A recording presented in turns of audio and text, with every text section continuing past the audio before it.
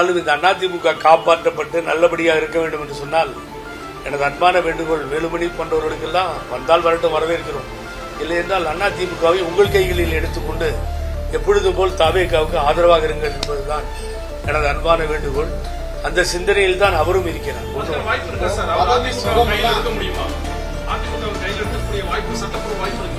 Sir, ஒரு அறிவாய்ந்தவர் இருக்கிறார்னா கஷ்டம். எவ்வளவு பெரிய அறிவாய்ந்தவர் உங்களுக்கு தெரியும். சேக்கிழார் கம்பராமாயணத்தை எழுதினார்னு சொன்ன அறிவாளி, அபிரகாம் லிங்கன் அபிராமின்னு சொன்ன அறிவாளி, அது இவரே இருந்துட்டார்ல. அவர் கையில இருக்க ஆக்ஸ்போர்ட்ல போய் ட்ரைனிங் எடுத்துட்டு வந்தார் இவரு பழனிசாமி. அதெல்லாம் ஒண்ணுமே கிடையாது. எல்லாம் முடிச்சிட்டாரு சார், கம்ப்ளீட்டா முடிச்சிட்டார். எலிமினேட்டர் ஸ்கெலிட்டன் மாதிரி ஆயிடுச்சு ஏடிஎம்கே. ஆகவே அவர் கையிலிருந்து வேலுமணி எடுத்து நடத்துவதற்கு தகுதி வாய்ந்தவர். அது எந்தவித மாற்று கருத்தும் இல்லை. வேலுமணி ஃபீல்டு ஒர்க் ஆகட்டும், கட்சியினுடைய ஒர்க் ஆகட்டும், மற்றவர்களாகட்டும், முன்னாள் அமைச்சர் வேலுமணி எந்த விதத்திலும் குறைந்தவர் அல்ல. ஆகவே அவரால் தான் இவர் போட போடிட்டு இருந்துச்சு, இவரால் அவர் போட போடல. ஆகவே அவரு யாரோ ஒருத்தர் சொன்ன மாதிரி ஒரு சின்ன கட்சியாக கொண்டு போய் நிறுத்துவதற்கு பண்றாரு. இன்னொன்னு இம்பார்ட்டன்ட் விஷயத்தை நான் இங்க பதிவு பண்ணிடுறேன். நீங்க இங்க கட்சி தவறாங்க, குதிரை பேரம், ஒட்டக பேரம், ஆட்டு பேரம், யானை பேரம் எல்லாம் பேசிட்டு இருக்கிறாங்கல்ல, அவங்களுக்கு சொல்றேன், திராவிட முன்னேற்ற கழகத்தை 4 பேர், மொத்தம் 4 பேர் எடப்பாடி பழனிசாமியும் சேர்ந்து பேச்சுவார்த்தை நடத்தி ஆட்சியை கவிழ்ப்பதற்கான முயற்சியில் இறங்கினார்கள். ஆதாரத்தோடு பேசிக் கொண்டிருக்கிறேன், ஆதாரம் இல்லாமல் பேசவில்லை. அவர் பக்கத்தில் ஒரு 4 சகுனி இருக்கு. ஒன்னு பொள்ளாச்சியில் இருக்கு, ஒன்னு மதுரையில் இருக்கு, ஒன்னு கிருஷ்ணகிரியில் இருக்கு. இப்படி ஒரு 3-4 சகுனி திருவண்ணாமலையில் ஒன்று இருக்கு. இந்த சகுனிகள்லாம் சேர்த்து முடிச்சிருவாங்க. அவர் இன்னொருத்தர் வேற திகார் ஜெயில் ஹீரோ வேற கூப்பிடுறாராம், இப்போ உள்ள வாங்கன்னு. அவர் வேற சிஎம் பத்தி கண்ணா பின்னான்னு பேசிட்டு இருக்காரு. திகார் ஜெயில், உனக்கெல்லாம் எந்த யோகியதையும் இல்லை இந்த நாட்டு சிஎம் பேசுறது. ஏன்னா நீ உன் கட்சியை நீ எடப்பாடி அவரையும் ஒன்னா வச்சு பார்க்கணும். தூக்குல தொங்குறான்னு அவர் கூட சேர்ந்தா பழனிசாமி. நான் கயிறு அடிச்சு 100 ரூபா லாஸ், இது வரைக்கும் தூக்குல தொங்கல.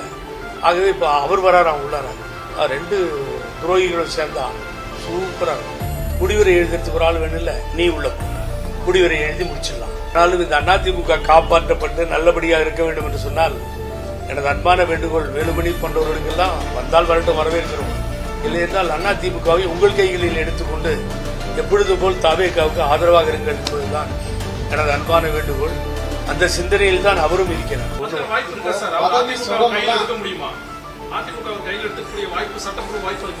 சார், ஒரு அறிவாய்ந்தவர் இருக்கிறார்னா கஷ்டம். எவ்வளவு பெரிய அறிவாய்ந்தவர் உங்களுக்கு தெரியும். சேக்கிழார் கம்பராமாயணத்தை எழுதினார்னு சொன்ன அறிவாளி, அபிரகாம் லிங்கன் அபிராமின்னு சொன்ன அறிவாளி, அது இவரே இருந்துட்டார்ல. அவர் கையில இருக்க ஆக்ஸ்போர்ட்ல போய் ட்ரைனிங் எடுத்துட்டு வந்தார் இவரு பழனிசாமி. அதெல்லாம் ஒண்ணுமே கிடையாது. எல்லாம் முடிச்சிட்டாரு சார், கம்ப்ளீட்டா முடிச்சிட்டாரு. எலிமினேட்டர் ஸ்கெலிட்டன் மாதிரி ஆயிடுச்சு ஏடிஎம்கே. ஆகவே அவர் கையிலிருந்து வேலுமணி எடுத்து நடத்துவதற்கு தகுதி வாய்ந்தவர். அது எந்தவித மாற்று கருத்தும் இல்லை.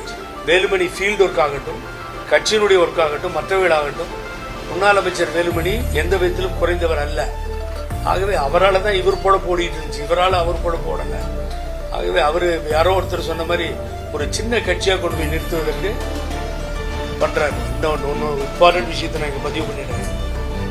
நீங்க இங்க கட்சி தவறாங்க, குதிரை பேரம், ஒட்டக பேரம், ஆட்டு பேரம், யானை பேரம் எல்லாம் பேசிட்டு இருக்கிறாங்கல்ல, அவங்களுக்கு சொல்றேன், திராவிட முன்னேற்ற கழகத்தை 4 பேர், மொத்தம் 4 பேர் எடப்பாடி பழனிசாமியும் சேர்ந்து பேச்சுவார்த்தை நடத்தி ஆட்சியை கவிழ்ப்பதற்கான முயற்சியில் இறங்கினார்கள். ஆதாரத்தோடு பேசிக் கொண்டிருக்கிறேன், ஆதாரம் இல்லாமல் பேசவில்லை. அவர் பக்கத்தில் ஒரு 4 சகுனி இருக்கு.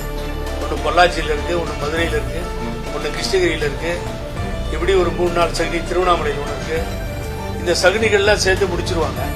அவர் இன்னொருத்தர் வேற திகார் ஜெயில் ஹீரோ வேற கூப்பிடுறாராம், இப்போ உள்ள வாங்கன்னு. அவர் வேற சிஎம் பத்தி கண்ணா பின்னான்னு பேசிட்டு இருக்காரு.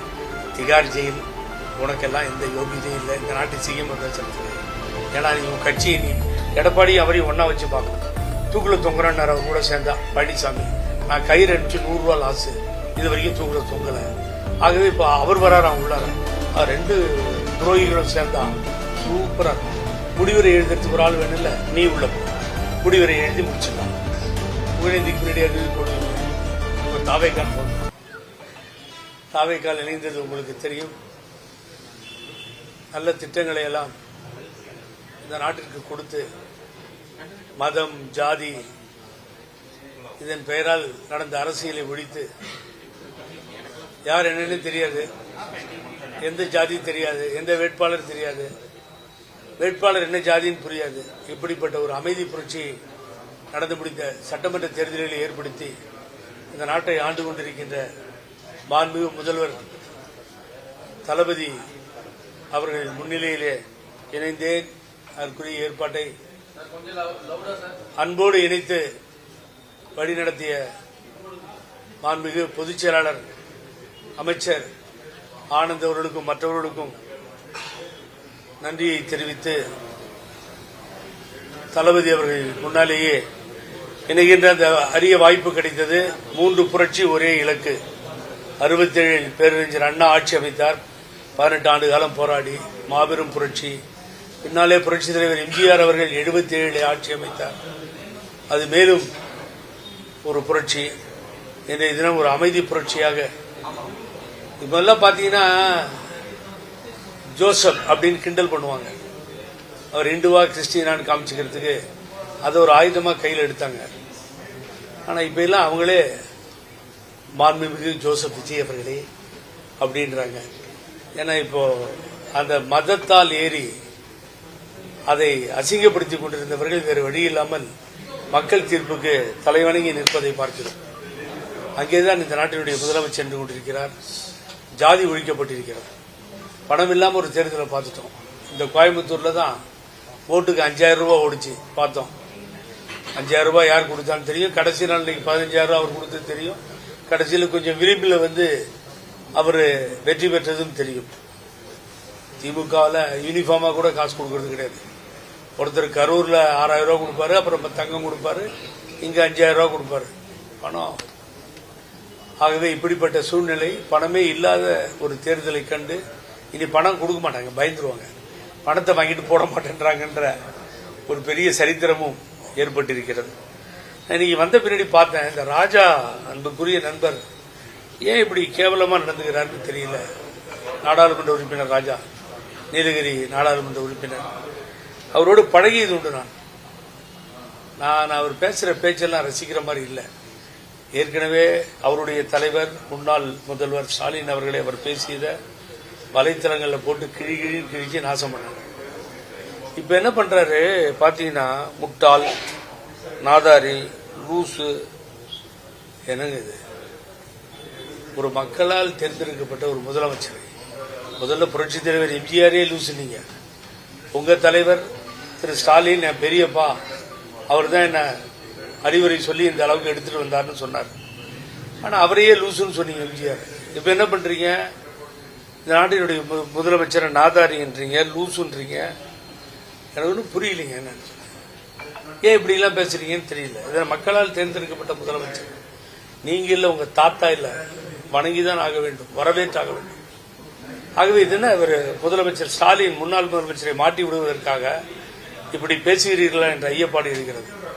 ஆவுனா சட்டமன்றம் பேரறிஞர் அண்ணாவினுடைய கன்னிவெடி பேச்சிலே தமிழக சட்டமன்றத்தில் நடந்த வரலாறுகளை எல்லாம் எடுத்து பார்த்தால் நீங்கள் அவ்வளவு அருமையான பேச்சை, சரித்திரத்தில் இடம்பெற்ற பேச்சுக்களை கேட்டிருக்க முடியும். பெருந்தலைவர் காமராஜரும் அப்படித்தான், முதலமைச்சர் ராஜாஜி, பக்தவச்சலம் சொல்லிக்கொண்டே போகலாம். எத்தனையோ புரட்சி தலைவி அம்மா. இப்படிதான் இந்த அசம்பிளி நடந்தது.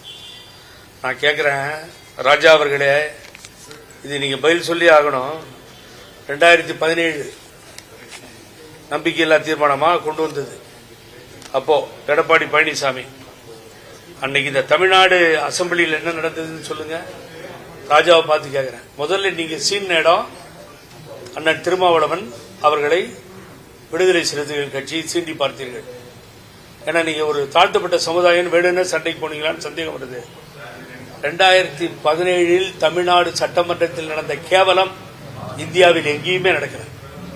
அடிச்சு உடைச்சி சேர, சபாநாயகர் சேர, அந்த சேர்ல போய் 2 பேர் உட்காந்துக்கிட்டு நான் தான் சபாநாயகர்னு சொல்லி என்னென்ன வார்த்தைகள் இருக்கிறதோ அத்தனையும் பேசி மிக தாழ்த்தப்பட்ட சமுதாயத்தை சார்ந்த ஒருவரை சபாநாயகர் என்ற நாற்காலியிலே அமர்த்தி அழகு பார்த்த அந்த அம்மா, அவர் புகழுக்குரியவர். ஆனா நீங்க அதே தனபால் அவர்களை அசிங்கப்படுத்தி கேவலமான வார்த்தைகளை எல்லாம் பயன்படுத்தி இந்த நிகழ்வு நடந்ததா இல்லையா? இதே சட்டமன்றத்தில் 2017 பிப்ரவரியில் இது நடந்தது.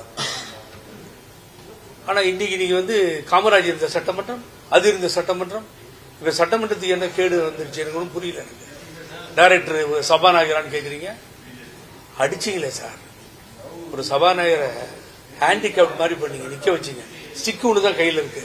ஆங்கில சேனல்லாம் ரேண்ட் போச்சு.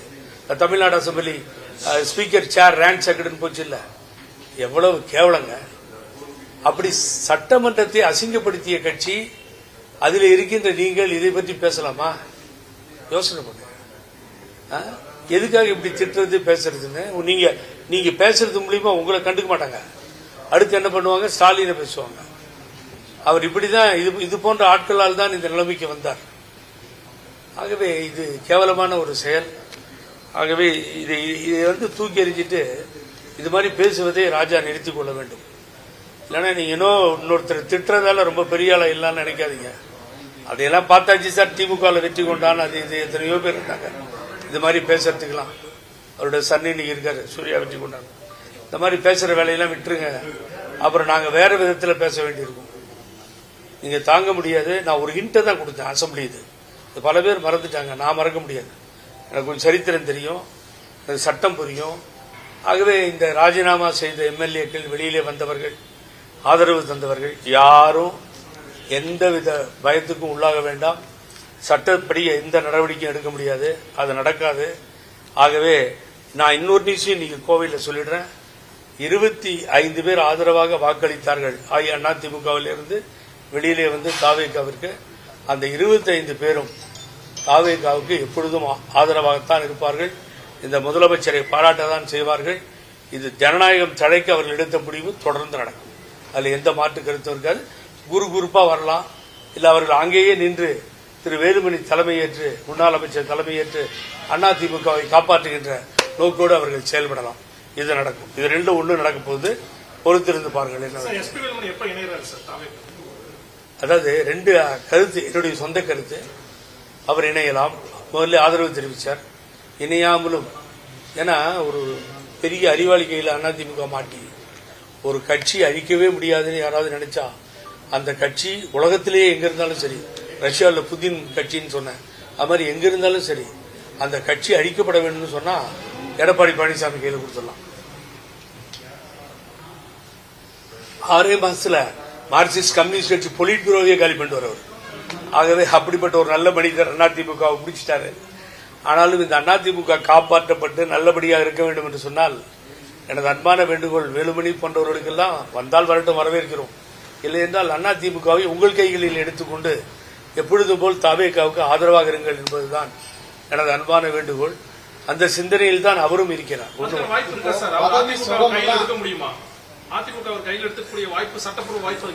சார், ஒரு அறிவாய்ந்தவர் இருக்கிறார்னா கஷ்டம். எவ்வளவு பெரிய அறிவாய்ந்தவர்னு உங்களுக்கு தெரியும். சேக்கிழார் கம்பராமாயணத்தை எழுதினார் சொன்ன அறிவாளி, ஆபிரகாம் லிங்கன் அபிராமின்னு சொன்ன அறிவாளி, அது இவரே இருந்துட்டார்ல. அவர் கையில இருக்க ஆக்ஸ்போர்ட்ல போய் ட்ரைனிங் எடுத்துட்டு வந்தார் இவரு பழனிசாமி. அதெல்லாம் ஒண்ணுமே கிடையாது. எல்லாம் முடிச்சிட்டாரு சார், கம்ப்ளீட்டா முடிச்சிட்டாரு, எலிமினேட்டர் ஸ்கெலிட்டன் மாதிரி ஆயிடுச்சு ஏடிஎம்கே. ஆகவே அவர் கையிலிருந்து வேலுமணி எடுத்து நடத்துவதற்கு தகுதி வாய்ந்தவர், அதுல எந்தவித மாற்று கருத்தும் இல்லை. வேலுமணி ஃபீல்டு ஒர்க் ஆகட்டும், கட்சியினுடைய ஒர்க் ஆகட்டும், மற்றவர்களாகட்டும், முன்னாள் அமைச்சர் வேலுமணி எந்த விதத்திலும் குறைந்தவர் அல்ல. ஆகவே அவரால் தான் இவர் போட போடிட்டு இருந்துச்சு, இவரால் அவர் போட போடல. ஆகவே அவரு யாரோ ஒருத்தர் சொன்ன மாதிரி ஒரு சின்ன கட்சியா கொண்டு போய் நிறுத்துவதற்கு பண்றாரு. இன்னொன்னு இம்பார்ட்டன்ட் விஷயத்தை நான் இங்க பதிவு பண்ணிடுறேன். நீங்க இங்க கட்சி தவறாங்க, குதிரை பேரம், ஒட்டக பேரம், ஆட்டு பேரம், யானை பேரம் எல்லாம் பேசிட்டு இருக்கிறாங்கல்ல, அவங்களுக்கு சொல்றேன், திராவிட முன்னேற்ற கழகத்தை 4 பேர், மொத்தம் 4 பேர் எடப்பாடி பழனிசாமியும் சேர்ந்து பேச்சுவார்த்தை நடத்தி ஆட்சியை கவிழ்ப்பதற்கான முயற்சியில் இறங்கினார்கள். ஆதாரத்தோடு பேசிக் கொண்டிருக்கிறேன், ஆதாரம் இல்லாமல் பேசவில்லை. அவர் பக்கத்தில் ஒரு 4 சகுனி இருக்கு. ஒன்னு பொள்ளாச்சியில் இருக்கு, ஒன்னு மதுரையில் இருக்கு, ஒன்னு கிருஷ்ணகிரியில் இருக்கு, இப்படி ஒரு 3-4 சகுனி திருவண்ணாமலையில் ஒன்று இருக்கு. இந்த சகுனிகள்லாம் சேர்ந்து முடிச்சிருவாங்க. அவர் இன்னொருத்தர் வேற திகார் ஜெயில் ஹீரோ வேற கூப்பிடுறாராம் இப்போ உள்ள வாங்கன்னு. அவர் வேற சிஎம் பத்தி கண்ணா பின்னான்னு பேசிட்டு இருக்காரு. திகார் ஜெயில், உனக்கெல்லாம் எந்த யோகியதையும் இல்லை இந்த நாட்டு சிஎம் பேசுறதுக்கு. ஏன்னா நீ உன் கட்சியை நீ எடப்பாடி அவரையும் ஒன்றா வச்சு பார்க்கணும். தூக்கில் தொங்குறேன்னு அவர் கூட சேர்ந்தா பழனிசாமி. நான் கயிறு அனுப்பிச்சு 100 ரூபா லாஸு, இது வரைக்கும் தூக்கில் தொங்கலை. ஆகவே இப்போ அவர் வராராம் உள்ளார. 2 துரோகிகளும் சேர்ந்தா சூப்பராக இருக்கும். முடிவுரை எழுதுறதுக்கு ஒரு ஆள் வேணும்ல, நீ உள்ள போ, முடிவுரை எழுதி முடிச்சிடலாம்.